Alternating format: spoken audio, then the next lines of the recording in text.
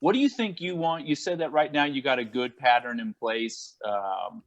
You got a good balance. You're making the income that you need to make. If you fast forward 5 years from now and you had your druthers, what would that look like? How would that be? What would the balance look like? The balance would be more family. I think at the end of the day, family's most important. I've sacrificed a lot, and I still do to this day. I think the plan in place, and I'll be pretty transparent, is to get with Tyler and Trey. We have this international team basically, and I think we have about 15 agents right now who are just doing well, and we're going to obviously get them to a point where we can get paid for the rest of our lives off them.